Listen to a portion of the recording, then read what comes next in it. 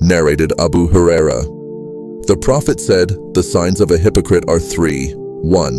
Whenever he speaks, he tells a lie. 2. Whenever he promises, he always breaks it, his promise. 3. If you trust him, he proves to be dishonest. If you keep something as a trust with him, he will not return it. Narrated Abdullah bin Amr. The Prophet said, whoever has the following 4 characteristics will be a pure hypocrite, and whoever has one of the following 4 characteristics will have one characteristic of hypocrisy, unless and until he gives it up. 1. Whenever he is entrusted, he betrays. 2. Whenever he speaks, he tells a lie. 3. Whenever he makes a covenant, he proves treacherous. 4. Whenever he quarrels, he behaves in a very imprudent, evil, and insulting manner. Narrated Abu Huraira. Allah's Apostle said, whoever establishes the prayers on the night of Qadr out of sincere faith and hoping to attain Allah's rewards, not to show off, then all his past sins will be forgiven. Narrated Abu Huraira. The Prophet said, the person who participates in holy battles in Allah's cause, and nothing compels him to do so except belief in Allah and His apostles, will be recompensed by Allah either with a reward or booty if he survives, or will be admitted to paradise if he is killed in the battle as a martyr. Had I not found it difficult for my followers, then I would not remain behind any Sariya going for jihad. And I would have loved to be martyred in Allah's cause and then made alive, and then martyred and then made alive, and then again martyred in His cause. Narrated Abu Huraira. Allah's Apostle said, whoever establishes prayers during the nights of Ramadan faithfully out of sincere faith and hoping to attain Allah's rewards, not for showing off, all his past sins will be forgiven.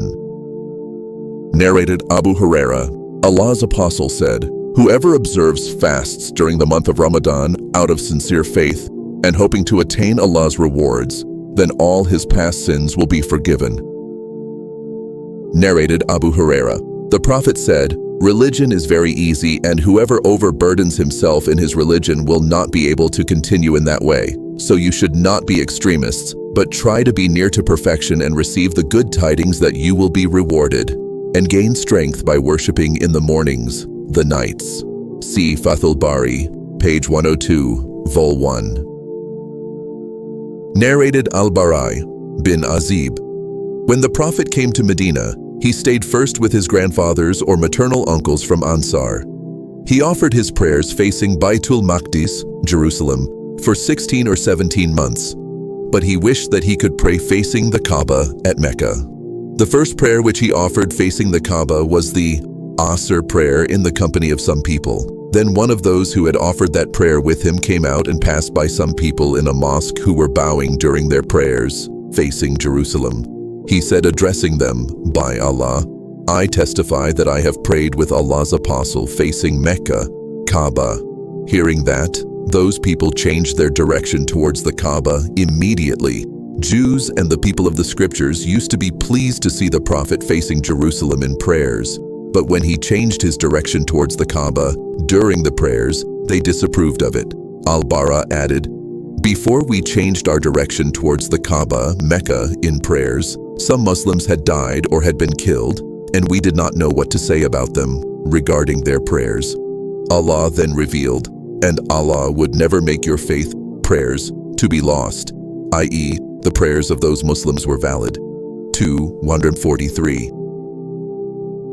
Narrated Abu Sa'id al-Khudri. Allah's Messenger said, if a person embraces Islam sincerely, then Allah shall forgive all his past sins, and after that starts the settlement of accounts. The reward of his good deeds will be 10 times to 700 times for each good deed, and one evil deed will be recorded as it is, unless Allah forgives it. Narrated Abu Huraira. Allah's Apostle said, if any one of you improve, follow strictly his Islamic religion, then his good deeds will be rewarded 10 times to 700 times for each good deed, and a bad deed will be recorded as it is. Narrated Aisha. Once the Prophet came while a woman was sitting with me. He said, "Who is she?" I replied, "She is so-and-so," and told him about her excessive praying. He said disapprovingly, "Do good deeds which is within your capacity, without being overtaxed, as Allah does not get tired of giving rewards. But surely you will get tired, and the best deed, act of worship, in the sight of Allah is that which is done regularly." Narrated Anas.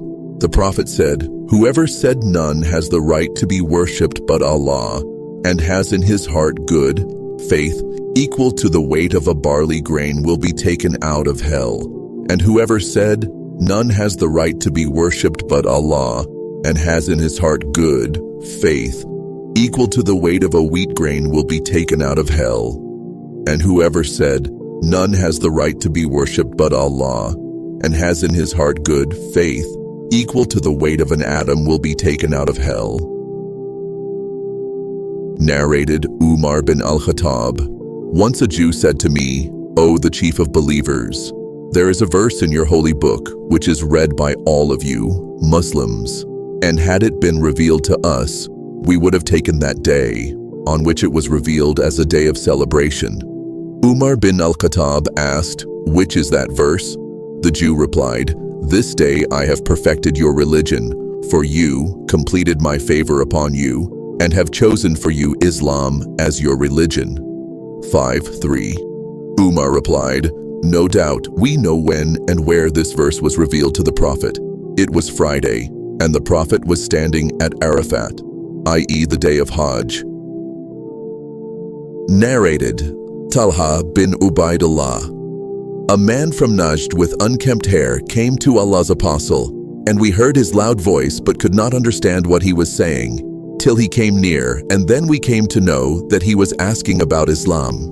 Allah's apostle said, "You have to offer prayers perfectly 5 times in a day and night, 24 hours. The man asked, "Is there any more praying?" Allah's apostle replied, "No, but if you want to offer the nawafil prayers, you can." Allah's apostle further said to him, "You have to observe fasts during the month of Ramadan." The man asked, "Is there any more fasting?" Allah's apostle replied, "No, but if you want to observe the nawafil fasts, you can." Then Allah's apostle further said to him, "You have to pay the zakat, obligatory charity." The man asked, "Is there anything other than the zakat for me to pay?" Allah's apostle replied, "No, unless you want to give alms of your own." And then that man retreated, saying, "By Allah, I will neither do less nor more than this." Allah's apostle said, "If what he said is true, then he will be successful, i.e., he will be granted paradise." Narrated Abu Huraira. Allah's apostle said, "A believer who accompanies the funeral procession of a Muslim out of sincere faith and hoping to attain Allah's reward and remains with it till the funeral prayer is offered and the burial ceremonies are over, he will return with a reward of 2 qirats. Each qirat is like the size of the Mount Uhud. He who offers the funeral prayer only and returns before the burial will return with the reward of 1 qirat only,